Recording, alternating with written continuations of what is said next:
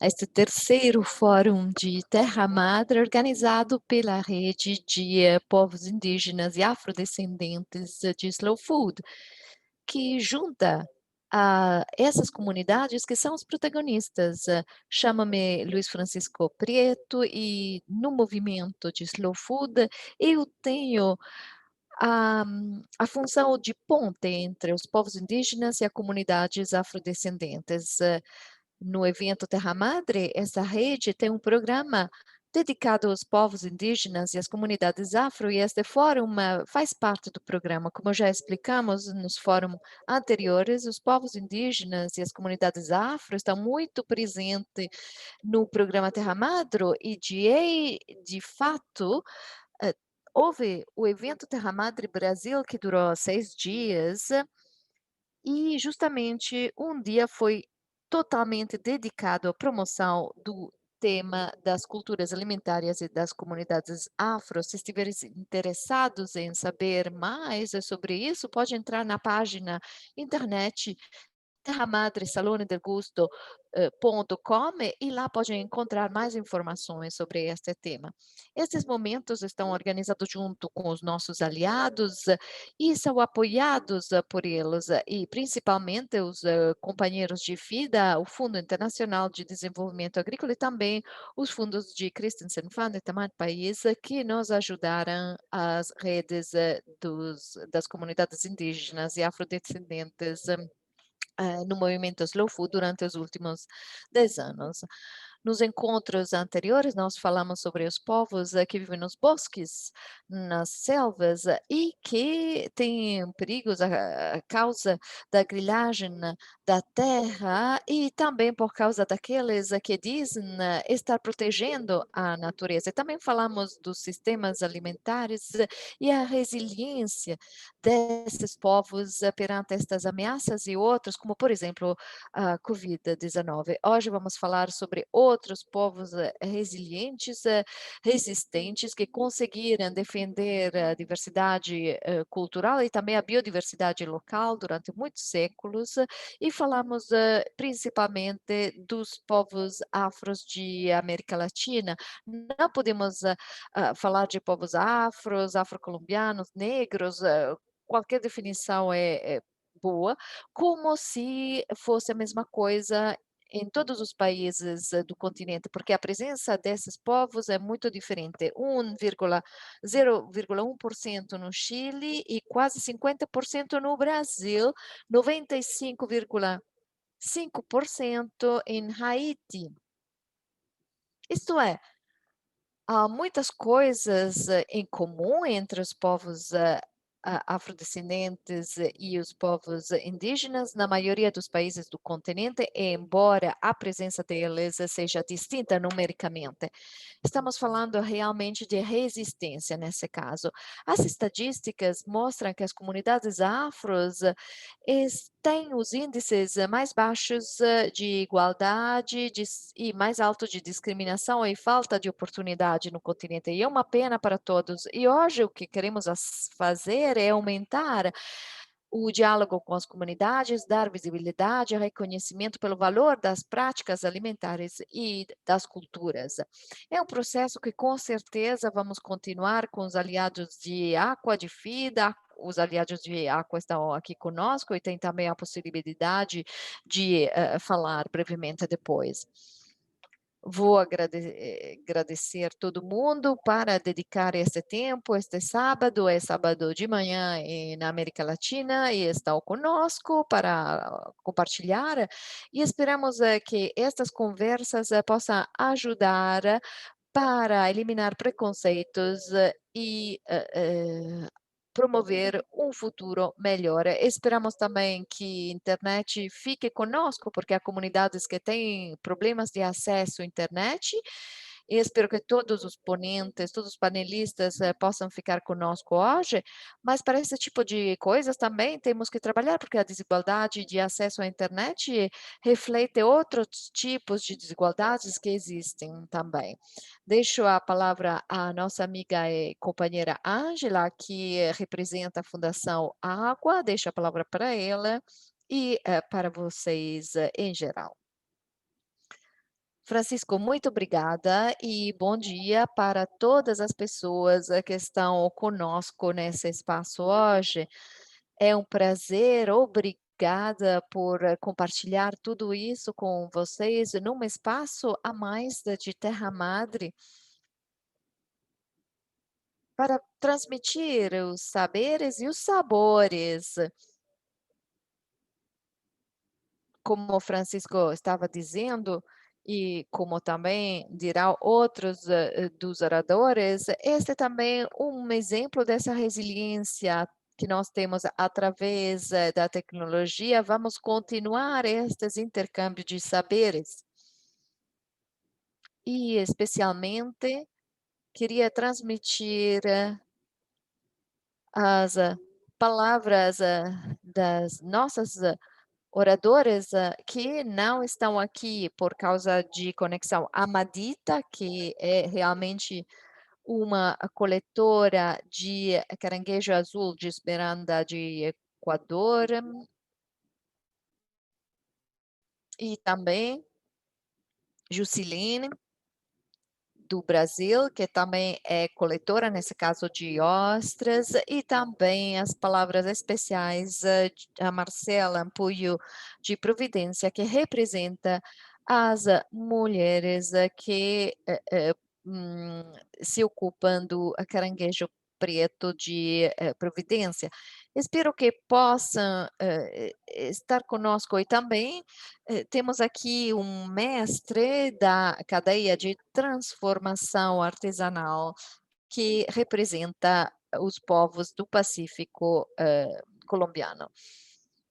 Estas são as minhas primeiras trabalhos, palavras, e espero que daqui no final eles poderão estar conosco. E também pode dizer que a diretora do Festival de Música Pacífico Colombiano, e depois ela vai nos contar por que está aqui e como, através desses espaços, a segurança alimentar e os sistemas alimentares são representados.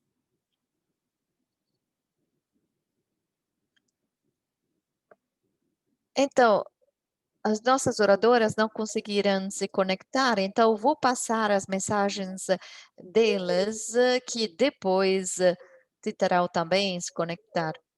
Como já dizia Francisco, estes sistemas alimentares na região ou através também outros países como Equador, Colômbia, Brasil, Peru, ou também ilhas como Antíguas e Barbudas.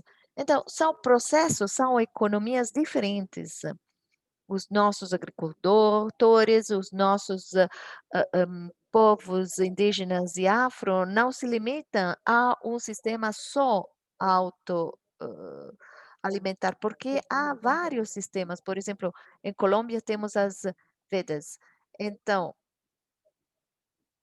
no Pacífico Norte,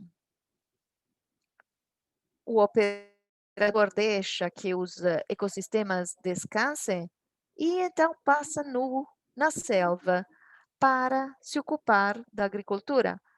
E as mulheres de Cuba, de Providência, permitem que caranguejo negro descanse e passe através da reprodução, a desova na beira do mar, elas passam a fazer outras atividades econômicas, como o turismo, por exemplo.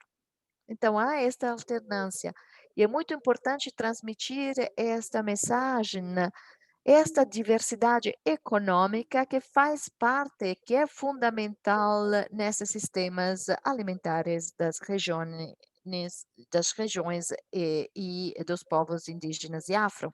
Por exemplo, também Teres Walker e Andia Powell, da Antigua e Barbuda, nos diziam que estes sistemas alimentares atualmente estão acompanhados por processos de formação, de capacitação, de sensibilização, para que todo mundo se apaixone mais e trabalhe mais com os produtos locais, para que a resistência possa ser um fenômeno que nós temos nessa região. e principalmente para ver como os produtos locais estão sendo substituídos, por produtos importados, por produtos que não fazem parte da nossa tradição. Também Marcela dizia que estas reflexões, estes fenômenos estão feitos também em Providência, que é uma ilha do, Caribe, e por isso houve iniciativas e San Andrés de Providência, Santa Catarina em Colômbia, houve um huracão, houve esses problemas climáticos. Então, onde estão os bancos de sementes? Esta é a pergunta. Onde estão os processos que podem garantir a segurança alimentar? Que possam garantir que nós, povos ancestrais, podemos assegurar este consumo local. Isto faz com que haja outra reflexão que as mulheres fazem e que querem transmitir, que é essa. Há esta confusão, dúvida entre consumo local de um produto de qualidade ou melhorar qualidade do produto para exportação. Então, até que ponto a cana-de-açúcar que eu produzo, ou a bebida, ou a langosta, o caranguejo que eu, coleto também, até que ponto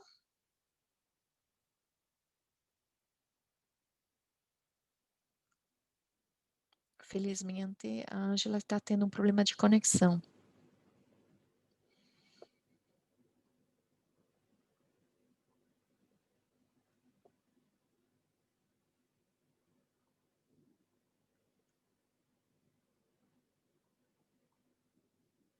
Estão me ouvindo? Ana? Dá para me ouvir? Sim, sim, o Francisco é tranquilo, dá para ouvir.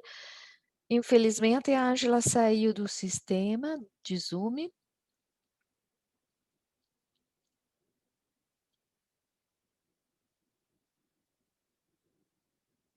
Ângela, estava fazendo uma apresentação muito boa. Ah, tá, tá, ela voltou. Que bom, voltou.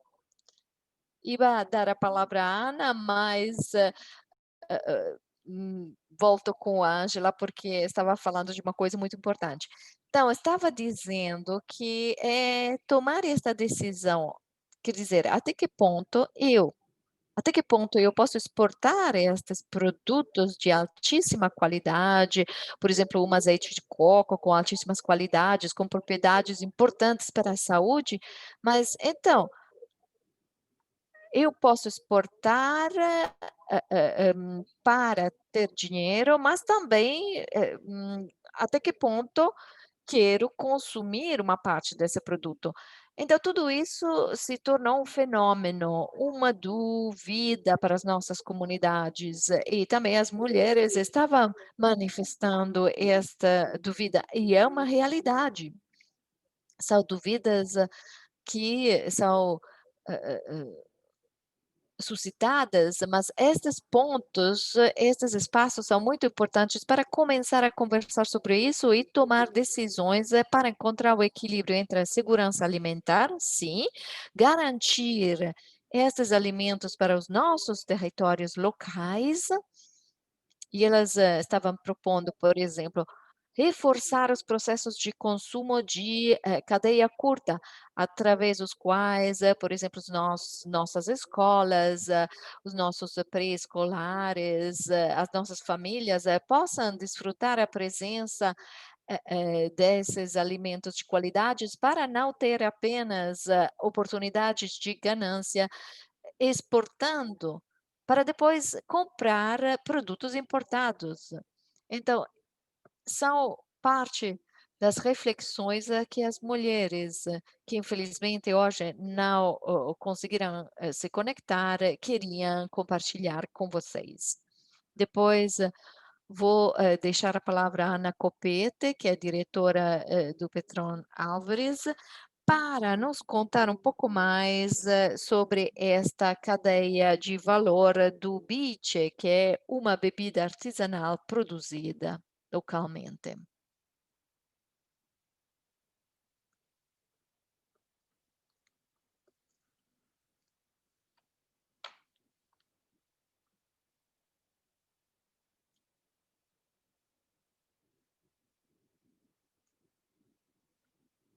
Então, o intuito é defender os sistemas alimentares, que tem que ver com essa cadeia de valor do BIT. A palavra, Ana. Muito obrigada, Ana, muito obrigada, Francisco, muito obrigada, Fundação Aqua e o Processo de Terra Madre pelo convite de conversar sobre a segurança alimentar, os sistemas alimentares, que nós estamos promovendo desde o Festival de Música, do Pacífico, Petrônio Alvares, mas também através do processo de proteção e formalização de bebidas tradicionais, como o Biche do Pacífico, que é o grupo local que está patrocinando isso em Boaventura desde há 4 anos. É um processo importante. E o apanhado da Ângela sobre as conversas, com as mulheres e com os homens que, estavam encarregados de, proteger esses sistemas autóctonos de alimentação, é muito interessante. E tudo isso me lembra o primeiro intuito que, levou à criação desse grupo, quer dizer, que esta dúvida, esta pergunta se tornasse pública, isto é, a pergunta é essa: quais são as ações a que os órgãos, governamentais deveriam realizar, para proteger os sistemas dos territórios, no que diz respeito à alimentação? E realmente o tema que espaços, como este deveriam tratar, porque na agenda pública deveríamos colocar isto, e a legislação deveria traduzir as necessidades dos povos autóctonos e os conhecimentos dos povos autóctonos de Colômbia, de Equador e da região de América Latina em geral, como já, foi dito nesse espaço. Justamente esta influência política é o que o nosso grupo, fez, baseado no Beach, uma bebida tradicional do Pacífico, uma bebida tradicional, ancestral, autóctona dos povos, indígenas e afro no Pacífico indígena no Pacífico Norte. Dentro nesse processo, de incidência pública, o grupo tinha a intenção de chegar até os órgãos, locais, departamentais, as autoridades onde se tomam decisões sobre a regulamentação para, proteger e promover esses sistemas alimentares. O primeiro caso que, eh, levou para a criação desse grupo que queria justamente formalizar o BIT do Pacífico. Então, uma das razões foi registro de uma marca através de um particular do BIT do Pacífico, o que obstaculizava aos produtores. Ana, está no canal espanhol? Para a tradução, você está colocada no canal espanhol ou português? A intérprete está escutando bem? Sem problema, sem problema. Não tem problema para mim.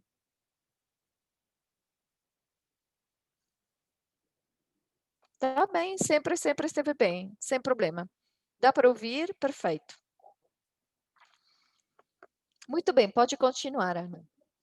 Então, eu estava dizendo que houve um caso onde um particular registrou a marca BIT no Pacífico, obstaculizando os grupos, os territórios, usarem este nome do território, que é típico das comunidades afro-indígenas do Pacífico colombiano, e fazendo a promoção e a comercialização dessa bebida. Enquanto nós subimos, su então, os produtores do Pacífico do Sul, em Buenaventura, enquanto tiveram a informação, se mobilizaram contra a ação de um indivíduo que queria privatizar um direito coletivo comunitário, fazendo esse registro da marca Beach do Pacífico. E começou tudo aí, começou este processo com o pedido de cancelação da marca Beach do Pacífico nas autoridades e também fizemos uma sensibilização com estas autoridades que não conheciam, não sabiam que este nome, esta marca representava muito para uma, região, para uma comunidade, era uma cosmovisão, uma forma de vida, e nos sentamos junto com os executivos, das autoridades, que justamente decidia a quem davam a marca, a quem não, e fizemos muita conversa explicando o que era a região do Pacífico, quais eram os elementos, culturais, importantes do sistema alimentar, que fazem parte da forma de vida, da cosmovisão, e a bebida tradicional Beach do Pacífico era um desses elementos. Depois, o processo de incidência continuou, em nível político também. Fazendo uma ação de pedido através da Lei 1816, que é a lei do, monopólio, dos, licores, e das bebidas destiladas, em Colômbia, porque o monopólio é do Estado e com isso finança a segurança social, o desporto, a educação, a saúde, e os encarregados de administrar, estes impostos são os departamentos, então a competência é do departamento, mas a lei 1816, no artigo 7, especialmente, diz que as comunidades indígenas têm uma exceção para a produção desta bebida tradicional, destas bebidas tradicionais, mas a lei não falava das comunidades, negras, indígenas, etcétera. Então havia uma persecução realmente por parte das organizações nacionais e em nível departamental também, no que diz respeito à produção nos territórios dessa bebida. As comunidades já estavam quase, acostumbradas a esconder os produtos, à chegada das autoridades, para não ter problema. Nesse caso, iniciou-se um processo também por parte de vários, atores, para que o tribunal especificasse muito claramente que os produtos e os licores, tradicionais, das comunidades afro do Pacífico tinham esta exceção à lei, não podiam ser perseguidos pelas organizações, porque fazem parte da cosmovisão desta comunidade. Conseguimos a inclusão desta exceção no parágrafo 7 das comunidades, de uma maneira, tácita. O tribunal disse que falando-se de comunidades técnicas indígenas, também se falava de, comunidades afro-negras, etcétera. Depois, houve outro exercício, quer dizer, hã, um pedido para a patrimonialização do BIT do Pacífico, isso quer dizer que estamos ainda, criando o plano de proteção do BIT do Pacífico, é o nosso grupo que, está organizando tudo isso junto com a Fundação Água. A intenção é termos mais, proteção patrimonial e encontrar o caminho legal certo para a comercialização dessa bebida, porque, claro, há o aspecto cultural, há um quadro, de regras segura para o aspecto cultural, mas nós queremos que essas bebidas tradicionais, que fazem parte do conhecimento autônomo do território, estas bebidas possam levar para desenvolvimento econômico dessas comunidades, como justamente dizia a Ângela. Quer dizer, o que acontece com a comercialização desses produtos que fazem parte do sistema alimentar dessas comunidades autóctonas? Até que ponto há a possibilidade legal de comercializar estas bebidas, sem que, haja um processo industrial para respeitar as leis de Colômbia, porque é o que se faz. A lei parece dizer que o produto local, o produto artesanal indígena tem que passar através de uma industrialização para estar em linha com as regras. Então, estamos sensibilizando as autoridades que tomam decisões para que façam normas para proteger esses sistemas artesanais de produção dos sistemas alimentares e também as bebidas tradicionais do território da região pacífica e da região do Caribe, claro, lá as Antilhas, para que possam ser comercializados e tudo isso possa levar a um desenvolvimento econômico para as comunidades e não apenas seja um conhecimento próprio, cultural, que não se traduz em progresso para a região, porque sabemos que há raízes culturais, sociais, etc., mas necessitamos que tudo isso se torne em estabilidade e desenvolvimento econômico para o território do Pacífico, e para isso a legislação tem que definir tudo isso. Então, estamos agora nesse processo. Temos também uma mesa de trabalho onde a lei está sendo modificada, tem um capítulo para o BIT, para que possa prever justamente também aqueles que produzem suco de cana-de-açúcar para a produção do BIT. Há vários grupos de trabalho que estão trabalhando para resolver a questão do beach do Pacífico, para que justamente não haja mais problemas e para que as comunidades possam continuar a viver baseado nos conhecimentos autóctonos tradicionais e possam traduzir tudo isso em desenvolvimento social e econômico. Muito obrigado, Ana. Vou acrescentar mais alguma coisa. Ana está falando de uma bebida que é típica das comunidades negras do Pacífico colombiano desde o nascimento. Ah, podem ver aqui a garrafa, é a bebida do mestre Onésimo, que infelizmente não conseguiu se conectar, mas essa bebida nos acompanha desde o nascimento e também a despedida, a morte também, até a morte. Então, nós recebemos e nos despedimos no Pacífico com esta bebida tradicional. E durante a nossa vida também, claro, também consumimos esta bebida durante a nossa vida. Então, é um produto fundamental da nossa cultura, da nossa tradição. E a Ana disse justamente que esta situação em Colômbia, também no Equador, as amigas das ilhas Antilhas e Barbuda dizem justamente que é um processo que nasce no território, nas comunidades, para proteger os nossos produtos alimentares.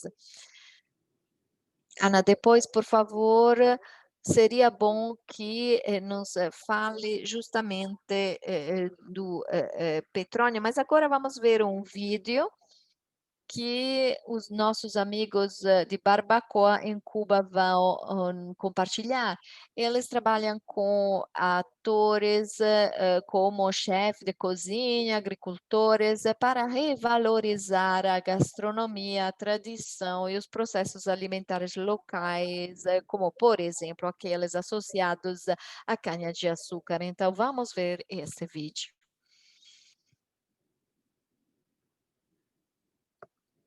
Bom dia a todo mundo, estamos aqui em Barbacoa e eu sou líder da comunidade Slow Food, Barbacoa Tradições. Aqui nós realizamos várias atividades. Ângela, dá para ouvir? De uma maneira natural, com fertilizantes naturais e também oficinas de conservação, exposições para resgatar os pratos tradicionais que hoje estão um pouco perdidos. A comunidade nas regiões estão perdendo um pouco tudo isso. Nós vamos nas áreas onde se encontram realmente as tradições, estamos fazendo um projeto para resgatar tudo isso, para ver como eles trabalham, quais são os ingredientes, as matérias, primas, o que encontra nos campos, os que podem plantar. E estamos fazendo também difusão, divulgação através, da rádio e da televisão, para promover alimentação, saudável e sustentável, porque no país é muito importante fazer isso. Teria, sido melhor fazê-lo há muito tempo, mas estamos fazendo isso agora.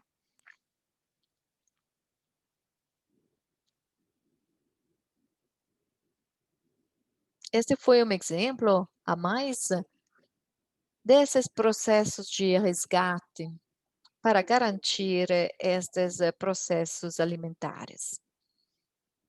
É muito importante lembrar que estas regiões, estes territórios transmitem esse conhecimento através da prática, de uma maneira oral, verbal, principalmente estes processos, estas heranças gastronômicas ou também agrícolas ou da pesca.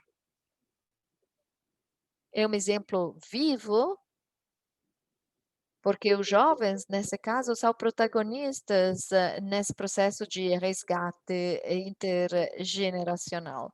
Então, vou passar mais uma vez a palavra à Ana para que nos conte um pouco sobre Petrônio Álvares como vitrine da gastronomia.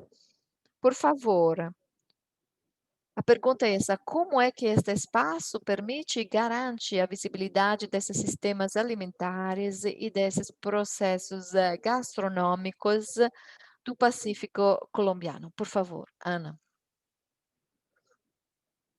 Ângela e todos os amigos que estão conectados, o Festival de Música do Pacífico Petrônio Álvares tomou a decisão de comercializar apenas os produtos autóctonos da região do Pacífico. E foi um exemplo para a nação, para o país toda, de como esse tipo de plataforma pode ser o vitrine melhor para a comercialização e para desenvolvimento da cultura e, da sociedade que, tira benefício dessa participação. E também como pode tudo isso se traduzir em desenvolvimento econômico para essas comunidades. Como eu disse, o Festival de Música Pacífico, Petrônio Álvares existe já desde há 24 anos, então se consolidou no tempo como um dos festivais mais importantes da cultura afro-pacífica na Colômbia e na América Latina em geral. Desde 2008 ou antes também, o Festival de Música Pacífico era isso, apenas um festival de música. Desde 97 era música tradicional do Pacífico, mas a partir de 2008, através de uma decisão política, porque não há outra explicação para isso, houve uma vontade política e se tornou um festival cultural da cultura da região do Pacífico. E abriu-se espaço para integrar os conhecimentos tradicionais da região do Pacífico, focado nesses sistemas de segurança alimentar. E então o espaço abriu-se, houve também uma exibição tradicional com pavilhões para ver a cozinha, a gastronomia tradicional, as bebidas autóctonas, o mercado tradicional, o artesanato e a cosmética também e a moda afro. Então, a partir de aquele momento, o festival cresceu muito, porque além da oferta de música, tinha também uma oferta de expressões tradicionais do Pacífico, e tudo isso deixou também a possibilidade de outros saberes e conhecimentos se apresentarem. Foi muito importante para o país a partir daquele momento, porque promove exclusivamente. Houve também uma conversa, quer dizer, a indústria foi excluída, principalmente a indústria dos licores, para deixar espaço apenas às bebidas autóctonas. E o festival justamente disse a indústria de licores. Claro, essa indústria poderia nos dar muito dinheiro, mas eu quero promover este espaço para que os produtores artesanais e tradicionais do Pacífico possam ter este momento importante para promover, visibilizar e comercializar as bebidas autóctonas. Também outro tipo de comércio foi também excluído, comércio que promovia alimentos, que não eram, tradicionais, é para deixar exclusivamente a cozinha tradicional, para resgatar os pratos tradicionais do Pacífico e para fazer também um exercício pedagógico. Todos os estrangeiros, que chegam em Cali podem se conectar com estas expressões tradicionais. Foi muito importante. E, contagiou também outros festivais, mas até agora o Festival Petróleo Álvares é o único que realmente tem uma incidência muito forte, porque, comercializa apenas, exclusivamente os produtos tradicionais. Por exemplo, no caso do artesanato, é aqui que se encontra uma relação direta, um espaço, vamos dizer, para as comunidades indígenas, que justamente trazem artesanato a este, festival de música.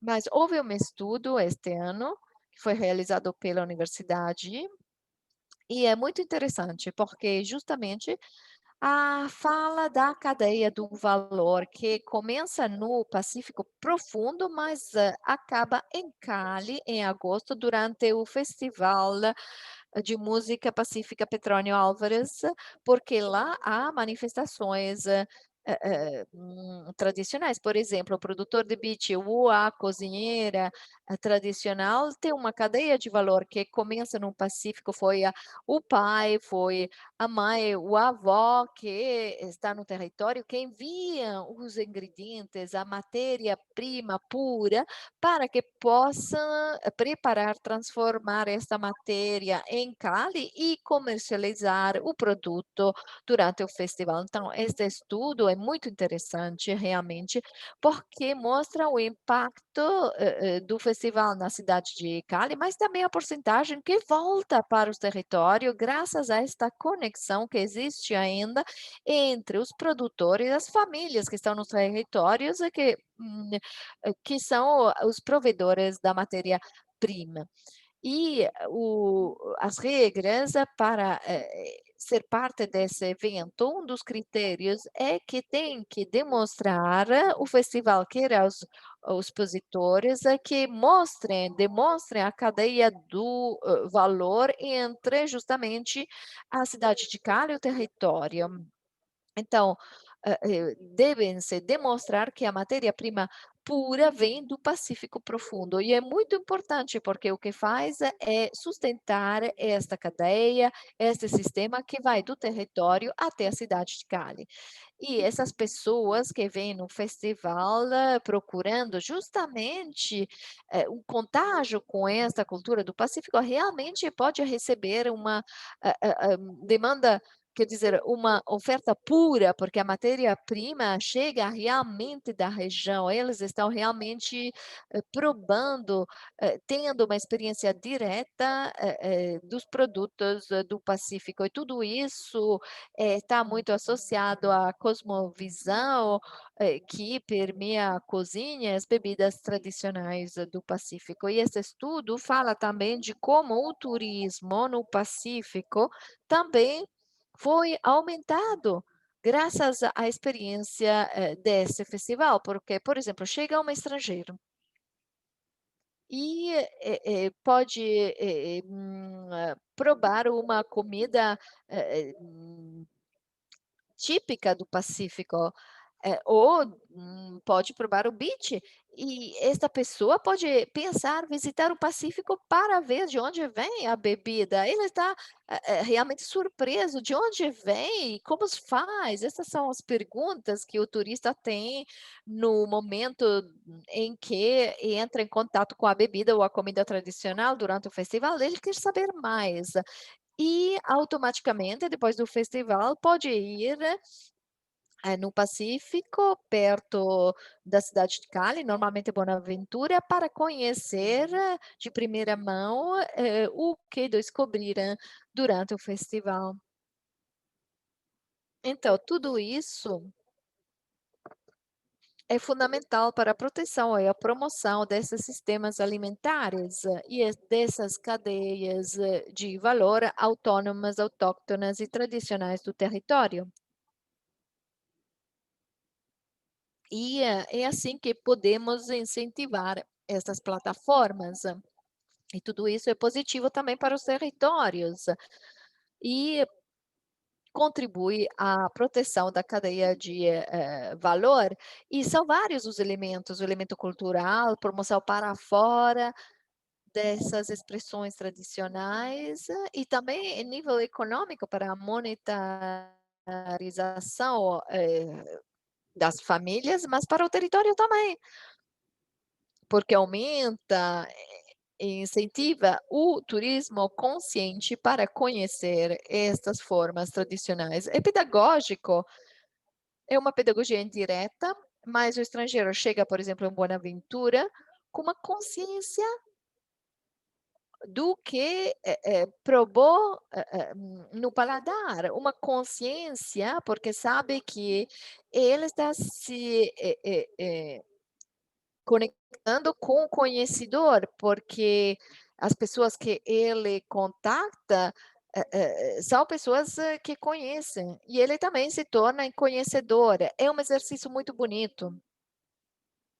E foi possível estudar estes 2 elementos nesse estudo de impacto e tudo isso foi uma descoberta. São espaços que devemos continuar a promover, são espaços que devemos, proteger, são espaços que temos que cuidar, porque durante estes 24 anos, foi um exercício muito importante para proteger, para promover esses sistemas, de conhecimentos tradicionais e é importante promover tudo isso em vários pontos do país e fora do país também, claro.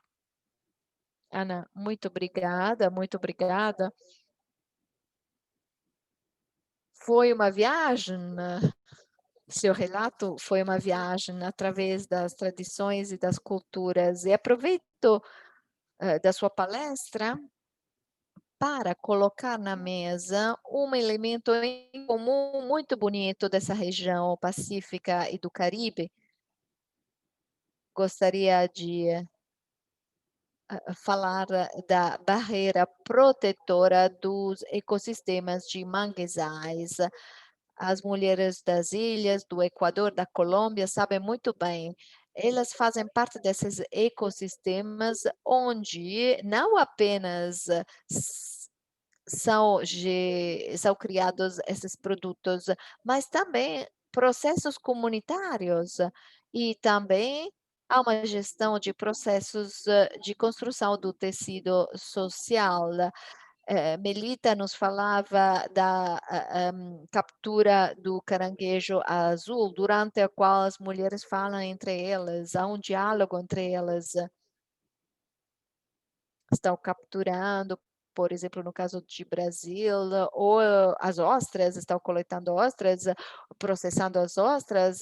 Em caso de São Andrés, Providência, estão coletando ou processando caranguejo preto, e outras mulheres estão tomando conta dos filhos daquelas mães que foram pescar, que foram coletar produtos. E nesse processo de captura, de pesca, as mulheres falam, os homens também falam com as mulheres e começam-se a a se produzir esses processos sociais, e há uma transmissão de ideias, chegamos às vitrinas, há diálogo, e tudo isso é uma cadeia, quer dizer, do território, passa esses processos de transmissão, mas na vitrina também se encontram outras pessoas que depois querem ir aos territórios para conhecer mais. Então, há um convite aqui muito importante para a conservação, porque os nossos sistemas alimentares também dependem principalmente da conservação e do cuidado desses ecossistemas. Este ecossistema é o ponto número um para garantir a sustentabilidade alimentar. Então, acredito realmente que este apelo é fundamental. O que, tu estás dizendo, Ana, é muito importante e tem uma associação muito forte com todos esses processos e sistemas alimentares, que existem nestas regiões de América Latina e do Caribe. Ana, vou fazer outra pergunta, não sei se outros têm também perguntas para a Ana, o público pode colocar as perguntas na chat. Eu tenho muitas perguntas para colocar. É muito importante também saber se o público tem outras, porque não devemos ter medo. E Francisco agora vai nos apresentar um vídeo que vem de Providência. São as mulheres que coletam e transformam a gastronomia local. Então, vamos apresentar este vídeo, que foi o último que nós fizemos antes da chegada do huracão. E aqui podem ver a infraestrutura em ordem, porque foi antes, e então gostaríamos de deixar uma mensagem da parte de uma das mulheres mais representativas da ilha, para que possam conhecer um pouco mais esta tradição.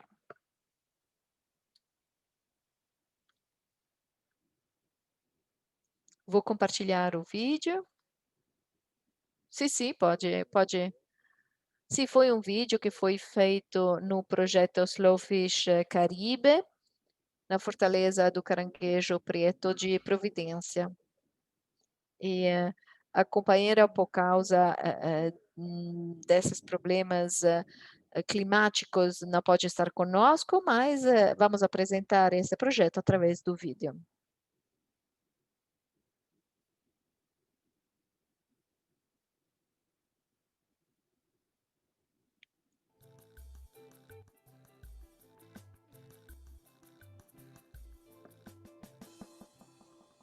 Mi nombre es Máximo Livingston Bernal. Chamo-me Máximo Livingston e nasci na ilha de Providência. Desde los 12 años.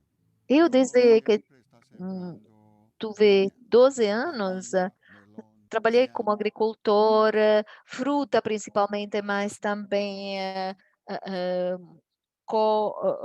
coco e batatas. O que nos está faltando para a agricultura na ilha é água, porque vocês sabem que água é vida. E sem água,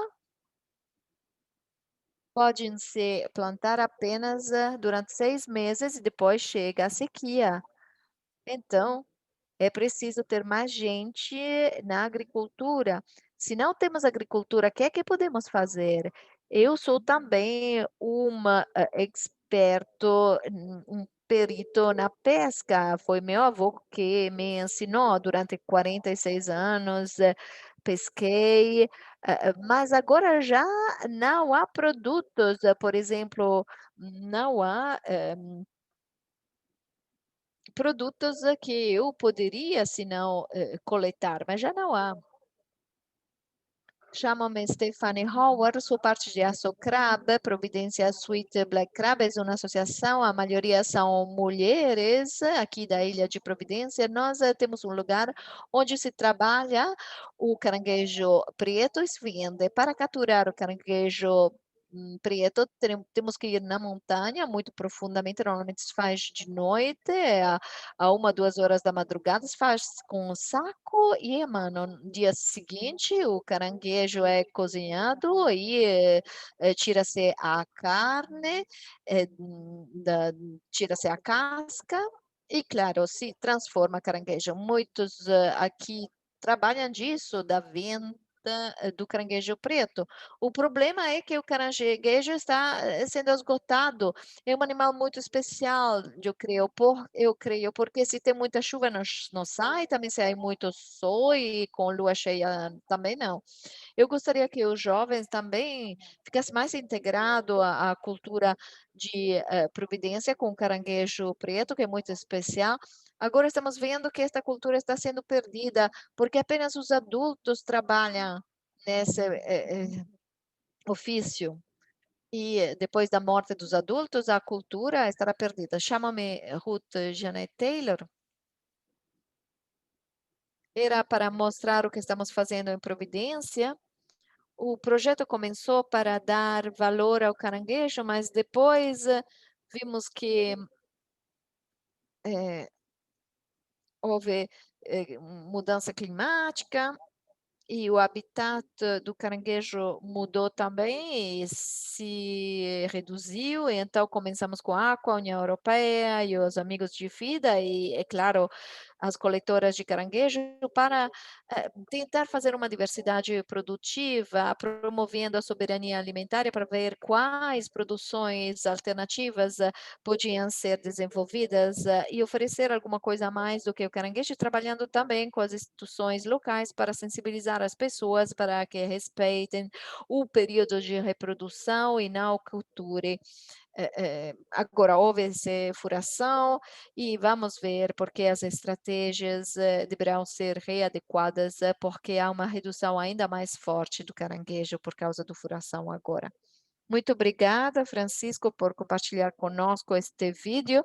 E justamente a passagem do furação nos ensinou muito, eu acho, porque falando agora desse tipo de ecossistemas, de selvas tropicais ou também os manguezais, as espécies das selvas que ficaram, que se sustentaram, são aquelas que respondem à conservação dos ecossistemas. E o que é que acontece com os sistemas produtivos diferentes e por quê?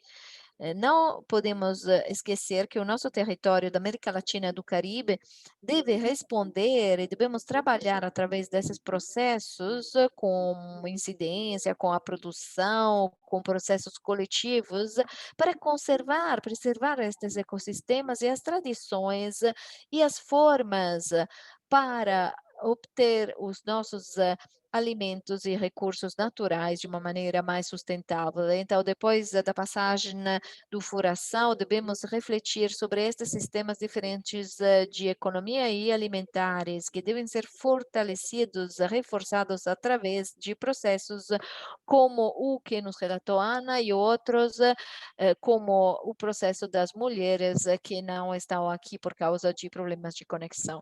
Francisco, acho que o mestre, o mestre Onésimo está conosco e poderíamos passar um pouco a palavra para ele para encerrar este painel. Mestre Onésimo, dá para ouvir? Acho que o microfone do mestre está desligado. Bom dia, estou escutando, estou ouvindo muito bem. Infelizmente, houve muitos problemas de conexão, mas estamos aqui, tentamos fazer tudo possível e conseguimos chegar. Um pouco tarde, mas estamos aqui. Podemos continuar a escutar ou contribuir também. Claro, a Ângela está dizendo, claro, mestre, o mestre é um ícone para nós, para este processo de transmissão. Mestre, gostaríamos de escutar do senhor como Neste intercâmbio de saberes sobre sistemas alimentares, gostaríamos de saber, no seu território, no seu processo comunitário, como foi esta resistência cultural para conseguir manter vivos esses sistemas alimentares, porque o senhor o mestre é representante de tudo isso, a produção da canha através da transformação até o produto transformado, que é uma bebida tradicional. Então, como se realizaram esses processos de resistência cultural para manter esses sistemas alimentares?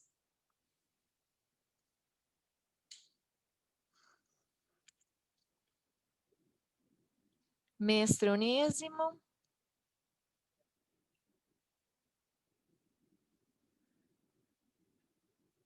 Ângela, o internet não está funcionando bem. Pode repetir a pergunta? Sim, mestre. Como foi esta resistência cultural?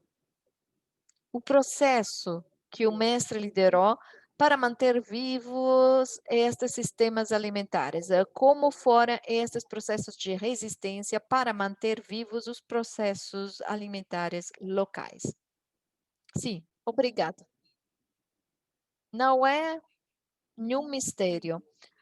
No Pacífico, foi um dos problemas enormes resgatar as tradições. E falando do beach, esta é uma luta que teve um começo e não sabemos ainda quando acabará, porque nesse processo ainda temos a mesma persecução que houve desde há séculos. E estamos justamente resistindo contra isso.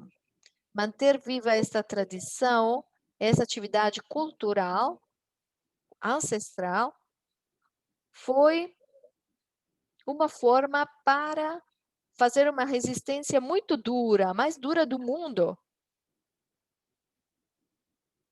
porque acabou o feudalismo, o colonialismo, entre aspas, mas estamos tendo ainda este problema, principalmente na costa do Pacífico da Colômbia. O que foi feito para manter esta atividade? Transmitindo saberes de uma geração para outra, aguentando todos os problemas que houve, o tratamento, os abusos institucionais, a estigmatização do produto. Dá para ouvir? A estigmatização do produto, estava dizendo, mas estamos fazendo justamente isso. Por quê? Porque esta é uma forma de vida que gera identidade nos habitantes desses territórios e para o futuro vai ser uma alternativa de vida para as novas gerações. O que é que nós estamos tentando fazer com este processo, com a nossa resistência para atingir o objetivo? As instituições deveriam considerar tudo isto como uma alternativa de vida para os nossos territórios. Este processo é uma alternativa de vida, uma maneira indireta ou direta para modificar o panorama de violência que nós temos aqui, para garantir com este produto uma maior capacidade de recursos econômicos, de renda para as pessoas locais, para que se saia desse círculo vicioso de cultivar as folhas de coca, porque são apenas os grandes empresários e os governos que tiram proveito daí. Essa persecução tira recursos da cooperação internacional para que entre nas mãos dos grandes empresários. Então, esta seria a última fase da nossa luta, da nossa batalha, fazer com que este produto possa ser padronizado para sair pouco a pouco desse círculo vicioso que o sistema promoveu. E por isso, como já dizia ontem a Ângela, eu estou aqui junto com o futuro bicheiro, o mestre bicheiro do território das novas gerações, porque estamos trabalhando para isso, formando aos jovens para que eles possam continuar a tradição, porque como se dizia, os, os adultos vão desaparecer e sem um intercâmbio de geração, estes muitos séculos de resistência vão desaparecer sem utilidade. Então, no Pacífico, nós adultos devemos ser conscientes disso e devemos integrar as novas gerações para que se apropriem do processo. Devemos mostrar aos jovens que com isso podem se viver com dignidade. Houve um evento no ano passado com a Secretaria de Cultura departamental da nossa região, e o problema que existe é que o mestre, o as autoridades só quer dar os parabéns ao mestre, mas não sabe o que o mestre tem que fazer para sobreviver. Então, o mestre, se o mestre é aquele que vive de uma forma degradante na comunidade, está claro que os jovens não querem imitar ao mestre, porque ninguém quer imitar alguém que não tenha uma vida digna. Então, uma parte da estratégia seria apoiar os mestres para que eles possam realizar uma vida digna e justamente atrair as novas gerações para que se apaixonem e continuem a tradição. Temos pouco tempo, então vou deixar aqui um dos alunos para que possa compartilhar falar com ele, etcétera, porque eles têm muitas aspirações para o futuro dentro desse processo que está sendo realizado. Aqui o grupo delegou a Vanessa Gonzalez como representante.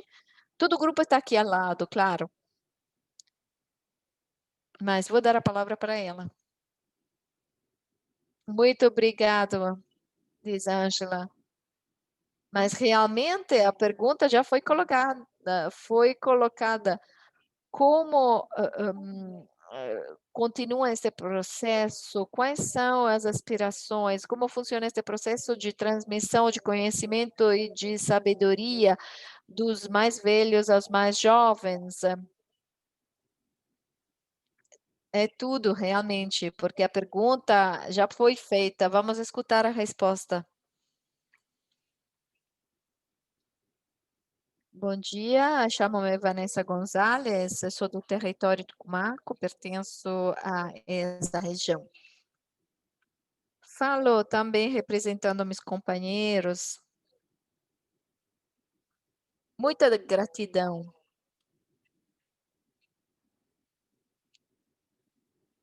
porque foi reconhecido.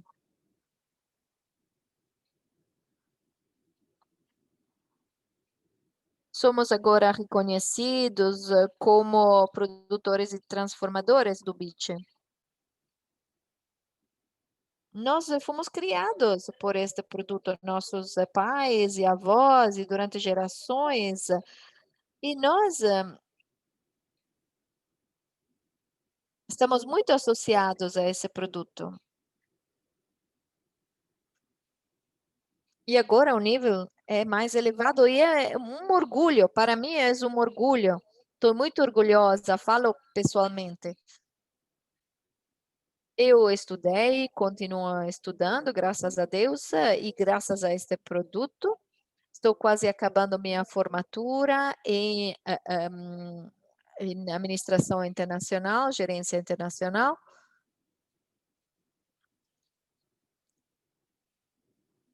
E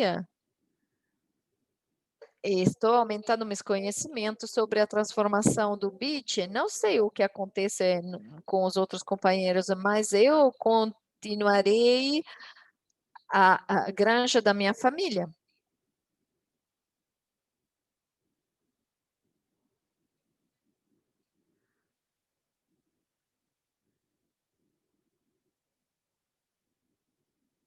Porque realmente este negócio pode se converter numa empresa, tem a rentabilidade para fazê-lo. E é importante contribuir também à comunidade, porque podemos ser pequenos produtores, mas através desse produto podemos fazer mais, ir além, porque é um produto natural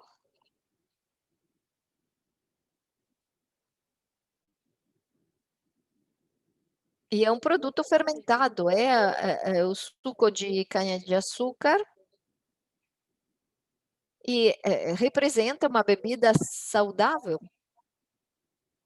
Outras bebidas tem corante, tem substâncias químicas, conservadores, etcétera. E nós não, nós temos a oportunidade de fazer um produto que não apenas é para compartilhar com os amigos, mas conta uma história que é a história dos nossos antepassados. E não pensamos que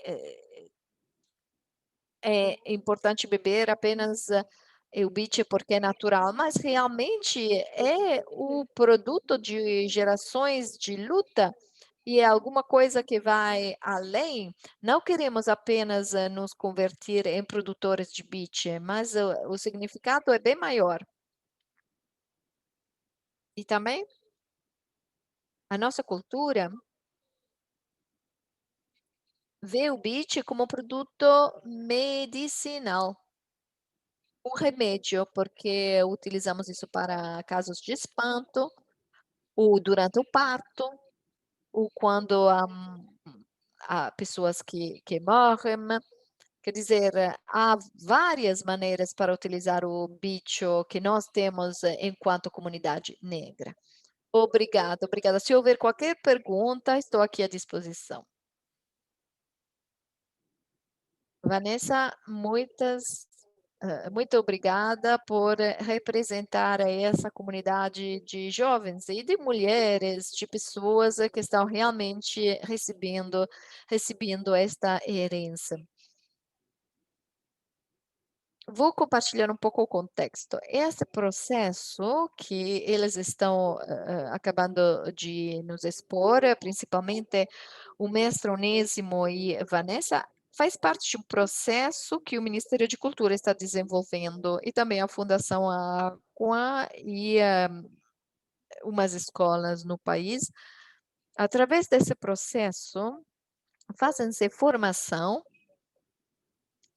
há workshop onde os mestres desenvolvem seus ofícios naturalmente, na Verea Soledad, Soledad Curay, onde o mestre transforma o produto. Há vários jovens lá que aprendem, graças a ele ensina. Claro, não é uma metodologia que as instituições inventaram.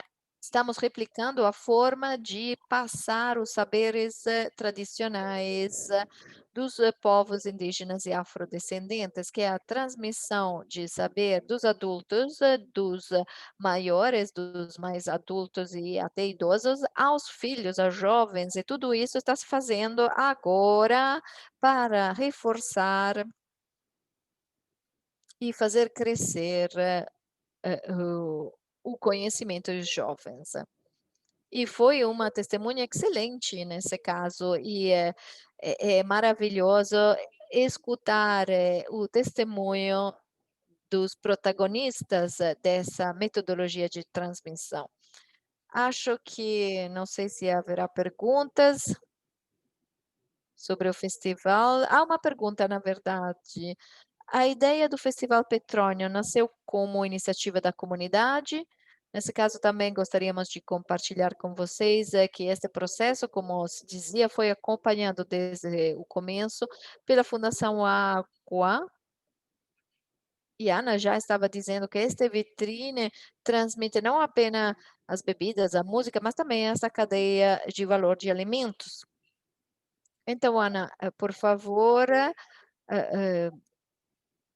responda a esta pergunta e como foi também o processo de internacionalização dessa bebida do beach?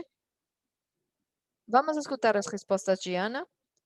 para depois compreender como pode se encaixar nos vários produtos e sistemas alimentares. Como é que você vê esse processo de internacionalização de uma bebida que é ancestral e tradicional?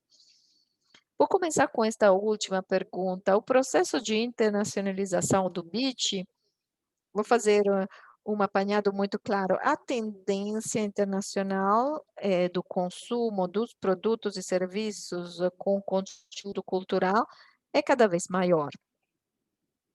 É importante saber que no mercado internacional tem mais valor se os produtos e serviços têm uma história, têm uma cor, têm uma linha, têm um território, têm uma origem específica.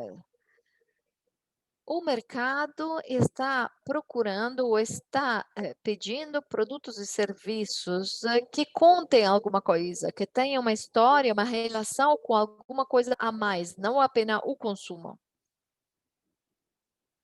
Nesse caso, falando do beach e das tradições do Pacífico, este produto tem todas as oportunidades para ser um produto de alto nível, representando o país. Nós não temos em Colômbia, nós, os colombianos, não temos um licor de marca de país que possa nos identificar a nível internacional. O pisco no Brasil, a cachaça para não, o pisco para Peru, a cachaça para o Brasil, o México, tequila, depois o mescal.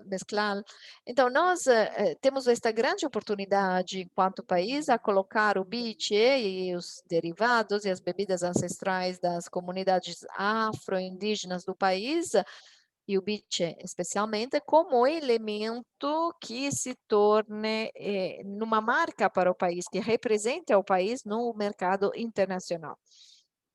Evidentemente, responde a todos os critérios de qualidade, todos os indicadores internacionais estão respeitados e também esta necessidade do mercado internacional de consumir produtos que tenham uma história, um território,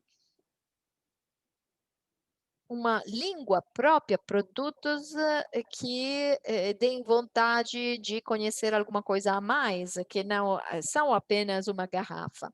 Quando mostraste a garrafa do mestre Onésimo, é uma representação esta muito clara do que poderia chegar a ser o BIT no mercado internacional. Nós não queremos que aconteça o que sempre acontece, quer dizer que para ter o reconhecimento internacional haja que ser reconhecido principalmente pelos estrangeiros. Não, nós queremos outra coisa, queremos que os colombianos se apropriem dessa bebida e depois claro, será levado ao mercado internacional para que se torne um produto de marca do país. Mas, claro o mercado internacional está aí para que o BIT seja este produto de alta qualidade de Colômbia, para que nos identifique todos um licor artesanal, ancestral, que depois possa competir ou fazer parte das bebidas ancestrais e tradicionais, como o pisco, a cachaça e o mezcal. Obrigada.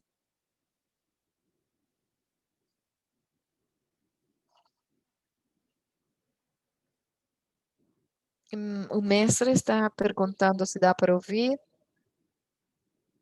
Me daria um espaço, um pequeno espaço, sobre o que diz Ana. A minha perspectiva é essa. O BIT já teve o espaço dele no mercado internacional, porque eu tenho muitos pedidos de produto. São restaurantes em nível internacional, que já me contataram, vários chefes de cozinha, não sei como conseguiram meu número, mas conseguiram me contatar.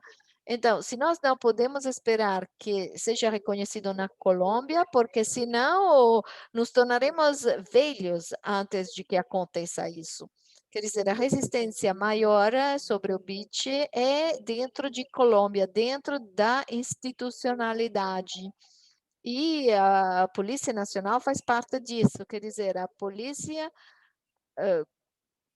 continua não reconhecendo o BIT. Então, está sendo negociado um processo com leis, com normas, etc. Mas há esta incoerência. Quer dizer, os ministérios falam uma coisa e depois os níveis mais baixos fazem outra coisa. Por exemplo, esses dias, dentro do território do departamento de Nariño, houve problemas com o BIT. E tudo isso é demotivador, porque estamos falando com instituições para fazer progressos, avanços, e é uma alternativa para resolver o problema de ordem público que temos no território do Pacífico, mas é a força pública, é a polícia que está obrigando o produtor para a ilegalidade, porque um produtor tem que fazer muito sacrifício físico, econômico para produzir um biche. E depois chegam estes polícias cachorros que sequestram e vendem o produto. Que vergonha! É uma extorsão para pedir dinheiro ao produtor para depois devolver o produto. Então, nós temos que fazer com que o produto se posicione bem lá fora para vendê-lo, porque não podemos esperar que isso aconteça na Colômbia. Não acredito que aconteça, não acredito, porque a estrutura de governança da Colômbia está prevista para tirar ao pequeno para dar ao grande, é o sistema. Infelizmente, roubar aos pobres para dar aos ricos é o que acontece aqui. Essa é a minha visão pessoal. Ontem aprovaram a lei de empreendimento e dizem que qualquer produtor pode obter o registro, etc. Mas, por outro lado, continuamos com este problema também por parte dos militares. Mestre, muito obrigado. Sim, realmente é muito importante. Muito obrigada, mestre, por colocar este problema na mesa. E gostaria de partilhar com todos os participantes que a voz do mestre representa a voz da América Latina, do Caribe, porque também as amigas de Antigua Barbuda falavam disso, esta relação que ainda não existe entre o que elas produzem e a forma de importação com produtos alheios. Existe esta dinâmica. Então, os processos de resistência, de resiliência por parte das comunidades continua e uma das grandes reflexões desse painel. Os sistemas alimentares têm processos naturais, têm processos econômicos e processos sociais e justamente todos têm que ir juntos para fazer essa resistência e garantir esses problemas alimentares dos povos indígenas e negros e afrodescendentes. E é com isso que, então, é evidente que passamos um pouco do tempo previsto, mas muito obrigada, um abraço enorme para todos e energia positiva para todos os que estiveram conosco durante este fórum e também para aqueles que não conseguiram se conectar. Um abraço enorme ao Pacífico, ao Caribe, as duas regiões, para todos os participantes. Muito obrigada, Francisco, Ana Mestre, Onésimo, Vanessa, mil graças, realmente. E um abraço para todos. Obrigada mais uma vez. Obrigado, diz o mestre, e tudo de bem. Obrigado, obrigado. comunidad, estamos preocupados porque para nuestros pescadores cada vez es más difícil encontrar pescado. Incluso nuestros huertos ya no producen frutas y verduras como antes. Quizás sea porque está lloviendo cada vez menos. He leído que todo esto está relacionado con la crisis climática. He averiguado que la forma en que comemos es parte del problema y que eligiendo cómo nos alimentamos podemos cambiar la situación. Siento que debería hacer algo. ¿Cómo puedo apoyar el camino hacia los alimentos buenos, limpios y justos para todos? He empezado a hablar con mis amigos y hemos encontrado Slow Food, una red de campesinos, pescadores, activistas, productores, cocineros, quienes se están moviendo en esta misma dirección. ¿Cómo podemos ser parte de este movimiento? Me uno a otros para crear un grupo local llamado Comunidad Slow Food. Tú también puedes construir una comunidad de Slow Food. Es muy fácil. Organiza un grupo de cerca de 10 personas que estén preocupadas por su comida y que quieran abordar una cuestión en particular. Dale un nombre a tu comunidad que identifique el objetivo y el área donde tu comunidad es activa. Piensa sobre lo que te gustaría hacer para mejorar el sistema alimentario en tu territorio. Usa tu creatividad. Completa la declaración de fundación de comunidad en la página web de Slow Food. Pensé que estábamos solos al enfrentar los problemas de nuestra comunidad. Ahora veo que podemos unir fuerzas, intercambiar ideas y encontrar soluciones juntos. Somos parte de la red mundial de comunidades locales de Slow Food. Cada comunidad es diversa, pero conectada alrededor del mundo. Nuestra red te está esperando. ¿Dónde estás? Haz parte de esto.